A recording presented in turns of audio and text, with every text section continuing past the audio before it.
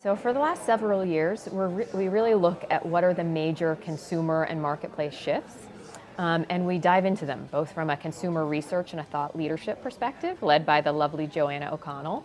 And then we work with the largest platforms and publishers in the market to really develop unique approaches and solutions to address those market challenges.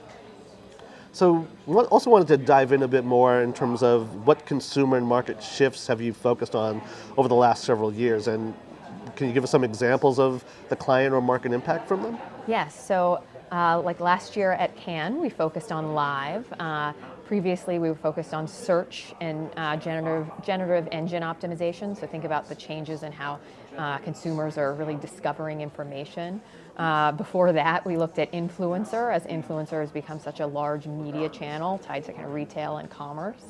And then we also have looked at kind of connected commerce. So thinking about how do you use retail media not only in lower funnel, but for TV and for brand budgets, and looking at it more broadly. So a couple examples that I think have been particularly impactful. We look at live. We worked with Disney and essentially developed a new way of working where we can programmatically bid on live television, and they can then pass high attention moments. So think about in live sports, they can pass a free throw, and we can really customize live television with the addressability of programmatic and the accountability of programmatic, but the power of live. We had another capability last year with Amazon that was our first to market. It's now broadly available, but having a longer customer lifetime value look back on Thursday Night Football. So again, think about the power of live, but with this accountability and measurability.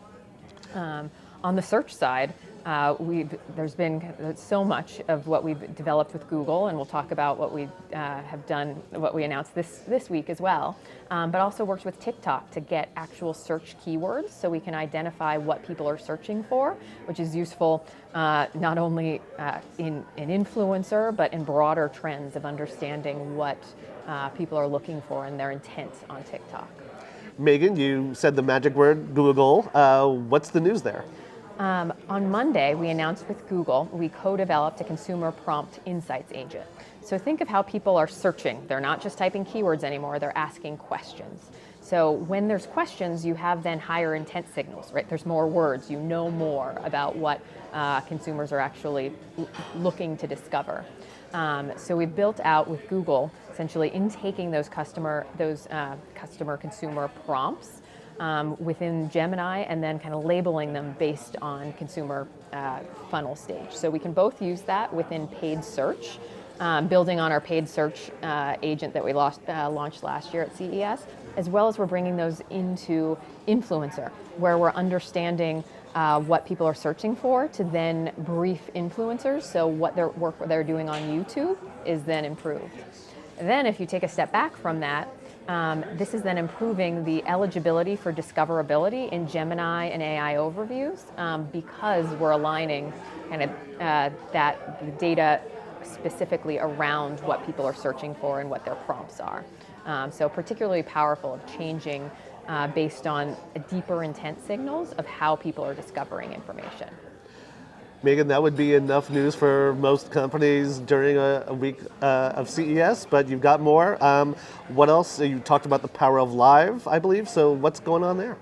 On the live side, we are announced on Wednesday with Amazon and Roku, a new capability where we're taking Roku TV insights, so viewership from their viewership, and bringing that into the Amazon clean room. So this is a build on our Omni viewership data that we've worked closely with VideoAmp to develop, but it allows us to then have this incremental view of Roku, where we can see linear, CTV, Amazon Prime across frequency, reach, and then sales, whether that's Amazon endemic or customers are bringing their own first-party sales data. And then we can layer it against against Acxiom segments as well. So very powerful in terms of holistically managing reach and frequency across linear, CTV, Amazon, inclusive of live. Megan, you've also been doing some work on the future of shopping. What's happening there? Yes, so we also had an announcement this week, it was Thursday, with Pinterest, And so this is a super exciting one as Pinterest is becoming such a more important player in the ecosystem. So with Pinterest, we're getting a flag in Creo's influencer discovery agent, where we can actually see, is this influencer that we're working with, are they on Pinterest? Do they have Pinterest boards? We are then taking the Trends API data, bringing that into Creo's Content Strategy Assistant, where we're understanding what are future trends that the Creo team as well as contracted influencers can use. And then we have a first market around shoppable boards. So people can actually buy directly and brands can measure directly the sales of their shoppable boards, where we piloted with Home Depot as our first market. Megan, we talked about the future of shopping. You've still got some more in the area, particularly retail media, right? What can you tell us? Yes, so we had an announcement on Tuesday with Meta and Walmart. So this is particularly exciting because we can use Walmart purchase insights. They are pushed into the Meta platform, and then we can use that for influencer discovery. So historically, influencer selection is based on broad PR metrics like number of followers, but now it can be based actually on audience data. And so that audience that purchased this product at Walmart, who were they following?